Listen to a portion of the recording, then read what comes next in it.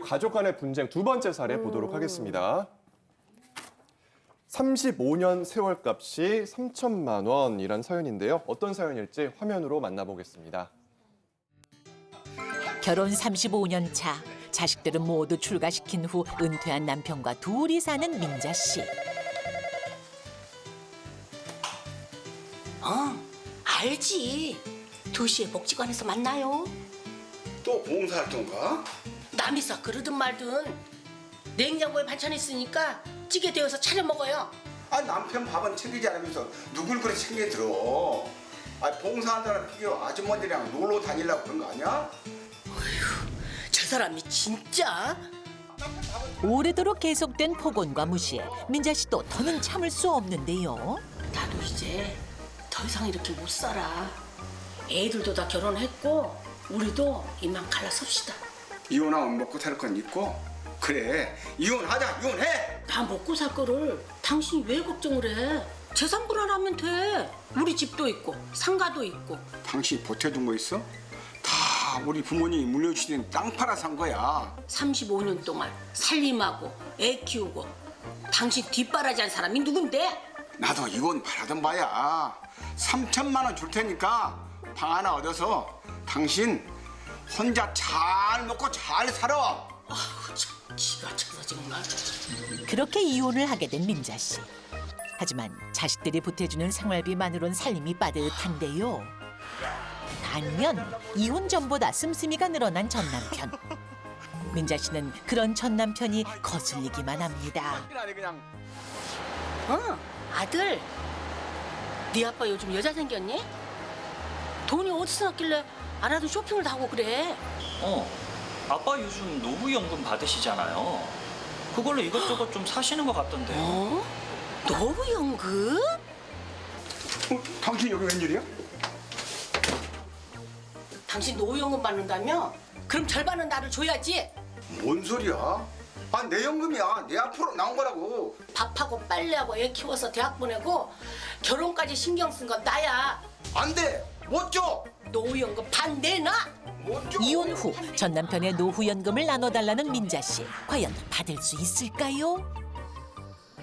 이게 굉장히 복잡하다 보니까 짚고 넘어가야 될 부분들이 많은 것 같은데요. 일단 첫 번째로는 이 남편 부모님이 물려준 걸 팔아서 재산을 형성했으니까 재산 분할을 못한다 이렇게 했는데 이게 35년이나 결혼 생활을 유지했는데 이게 가능한 얘기인지부터 궁금하거든요. 네, 지금 사연에 공감하시는 분들이 아마 많으실 것 같은데 재산 분할이라고 하는 거는 부부간의 혼인 중에 협력해서 취득한 재산을 나중에 이혼할 때 나눈다라는 뜻이에요. 그렇기 때문에 증여를 받거나 상속받은 재산은 원칙적으로 재산 분할 대상에 포함되지 않습니다. 그런데 이 재산을 유지하고 증가시키는데 적극적으로 기여를 했다면 재산 분할 대상에 포함된다라는 게 우리 판례 입장입니다. 그렇기 네. 때문에 사연의 경우 결혼 기간이 35년 정도 됐고요.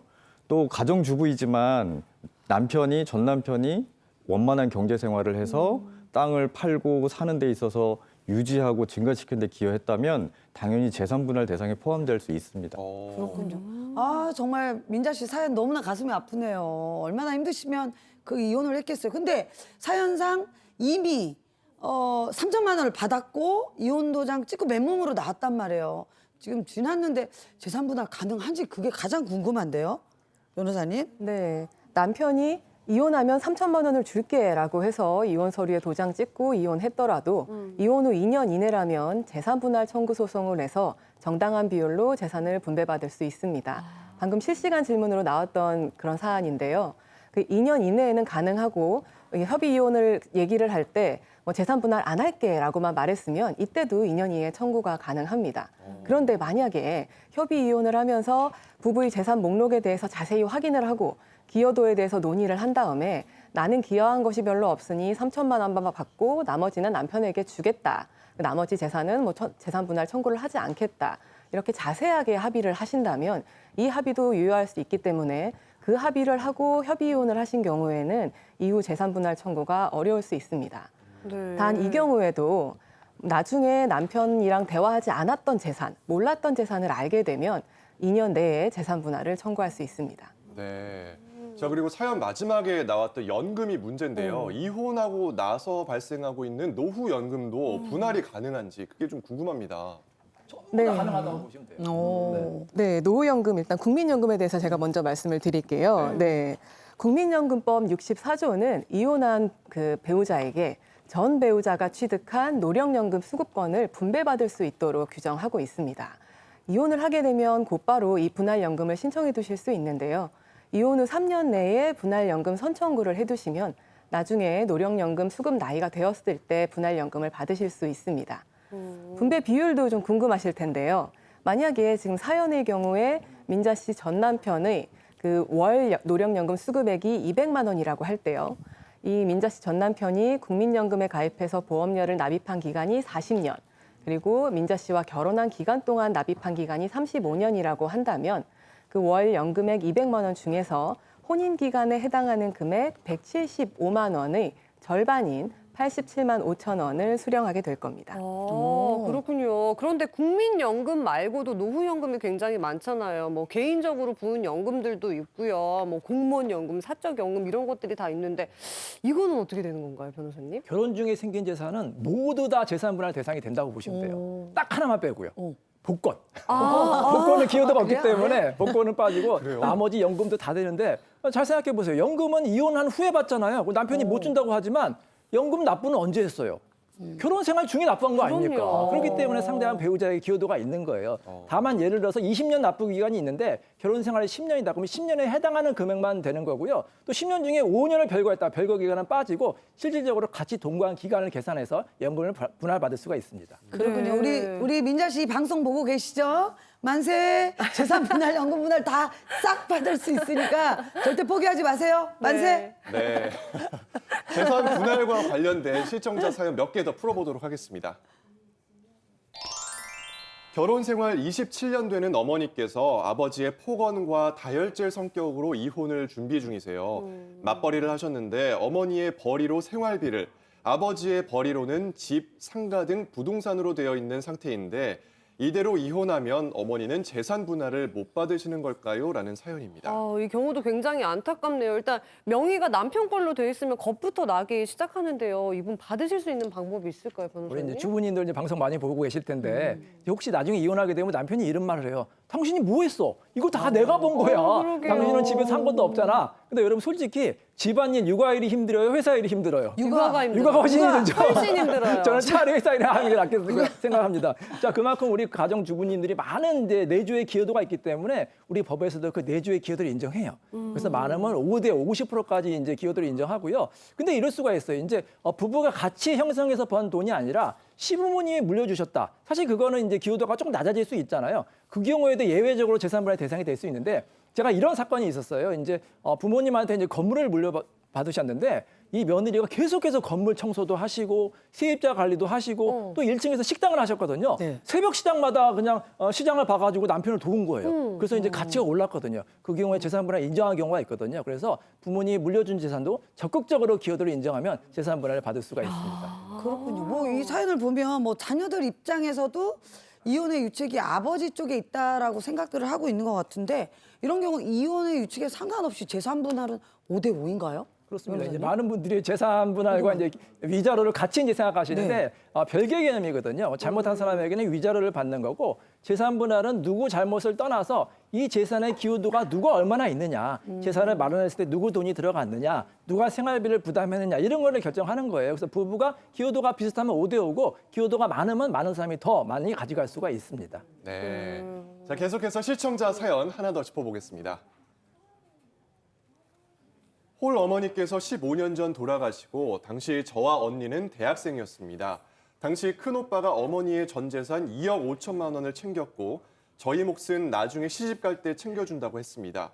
시집 갈 때가 되어 재산 분할을 요구하니 딱 잡아떼며 돈이 없다고 합니다. 받아낼 방법이 없나요? 라는 사연이네요. 이거 듣기만 해도 참 안타까운데요. 사실 과거에는 아들, 이제 남자 중심으로 돌아가는 경우들이 왕왕 있어서 이런 경우가 있었는데요. 15년이나 지났는데 이거 어떻게 해야 될까요? 변호사님. 예. 사실 가족들 간에 이렇게 하면 안 되죠. 근데 사연을 보니까 어머님이 돌아가실 때 상속 재산을 오빠한테 모두 넘겨주기로 하고 나중에 내가 시집 갈 때 내 상속분만큼 오빠가 나한테 지급해 준다라는 합의를 한 것 같아요. 그렇죠. 그렇기 때문에 나중에 이 합의를 근거로 해서 법원에다가 오빠가 주면 좋지만 안 주면 법원에다가 이 합의했는데 오빠가 나한테 안 줘요라고 소송을 청구하실 수 있어요. 근데 여기서 주의하셔야 될 점이 그런 합의가 있었기 때문에 내가 청구하는 거기 때문에 그런 합의가 있다라는 점에 대한 증거가 좀 있어야 되거든요. 그래서 그 증거를 좀 확보하시는 게 좋은데 만약에 아무런 증거가 없다라고 하시면 녹음도 한번 생각을 하시면 좋을 것 같습니다. 그렇군요. 아니 정말 친구 중에 이런 친구 있다니까요. 열심히 일했는데 나중에 시집갈 때 죽게 하고 안 주는 그런 가족들이 있어요. 근데 지금 사연 같은 경우도 아까 말씀하신 것처럼 15년이 지났단 말이에요. 재산 분할 다시 하자고 할 때 좀 너무 늦은 건 아닌지 그것도 좀 짚어주시죠. 네. 그 상속재산은 언제든지 서로 간에 협의를 하거나 협의가 안 되면 가정법원에 분할 청구를 하실 수 있어요.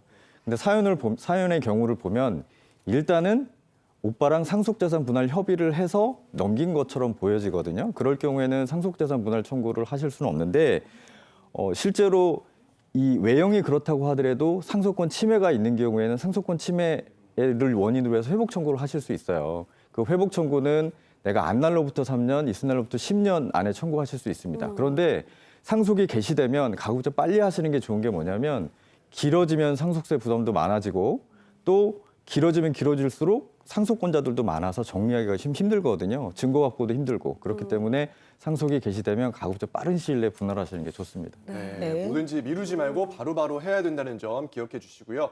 다음으로 시청자 사연 함께 더 보겠습니다. 결혼하고 10개월 만에 갈라서기로 했습니다. 혼인신고는 안 했고요. 아이도 없습니다. 집은 제 집인데 가전제품하고 가구를 남편이 했고 1,200만 원 들었는데 그 돈을 내놓으라 합니다. 제가 그 돈을 반환할 의무가 있을까요? 라는 사연입니다. 와, 이거 굉장히 좀 화가 나네요. 그냥 가구들 다 가져가라고 하고 싶고 그동안 10개월 산 월세까지 내라고 하고 싶은데 이런 경우는 또 어떻게 해야 될까요? 김미경 변호사님? 네, 결혼 후 단기간 내에 이혼을 하는 경우에는 일반적인 재산 분할과 다른 방식으로 재산 분할을 하게 됩니다. 내가 가져온 것을 그대로 가져가는, 받은 것을 그대로 돌려주는 그러한 방식으로 재산 분할을 하게 되는데요. 이때 가져온 것을 그대로 가져간다는 의미 중에서 혼수품의 경우에는 그 물건을 그대로 가져간다는 의미이지 반드시 상대방이 그 물품 대금을 지급해야 된다는 의미로 보기는 어렵습니다. 지금 사연의 경우에 다른 사정은 알 수 없지만 남편이 그 혼수품을 그대로 가져가는 것으로 하고 아내가 운송비 일부를 지급하는 것으로 합의하시는 게 어떨까 합니다. 그러네요. 씁쓸하긴 한데 지혜롭게 좀 합의를 하셔야 될 것 같고 결혼한 지 얼마 안 돼서 이런 헤어지는 커플들은 재산 분할을 어떻게 해야 되는지 그것도 궁금하고 수입이 없는 전업주부 같은 경우는 이런 재산 분할을 할 때 어떻게 또 담당이 되는지 그것도 좀 짚어주시죠. 네, 결혼 후 한 3, 4년 내에 이혼하는 경우에 신혼이혼이라고 부르는데요. 이렇게 신혼이혼을 할 때는 자녀가 없는 경우가 많고 결혼한 후에 재산을 취득하는 경우가 많지 않아서 결혼 기간 동안 각자의 수익이 재산 분할을 하는 큰 기준이 되기도 합니다. 그러면 수익이 없는 전업주부는 신혼이혼을 할 때 재산 분할을 못 받는 것이냐라는 오해를 하실 수도 있는데요. 그렇지 않습니다. 네, 전업주부도 당연히 재산 분할 받으실 수 있고요. 다만 그 비율이 10년 이상 결혼 생활을 한 경우보다 낮게 책정이 될 뿐입니다. 제가 사례를 하나 말씀드릴게요. 네. 자녀가 없는 2년차 부부였고 아내는 전업주부였습니다. 근데 이 사안에서 법원은 남편이 어머니에게 증여받은 돈으로 산 아파트와 남편이 결혼 전에 구입한 자동차도 재산 분할 대상에 다 포함시키고요. 대신 그 비율을 아내는 15%, 남편은 85%로 판결한 사례가 있습니다.